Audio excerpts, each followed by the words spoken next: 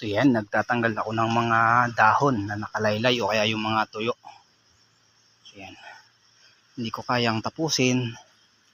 Siguro mga 3 days akong pabalik-balik dito. Nandun sa baba.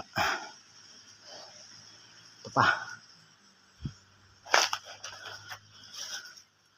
Maluwang pa yung aking tatanggalan. So pataas. Yan. Linis oh. Wala kang makikita.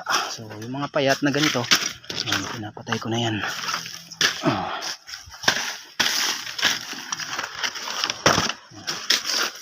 Bawas ng dahon. Yan, mga nakalaylay na dahon. So yan, tinatanggal ko para magandang tingnan. Ayan.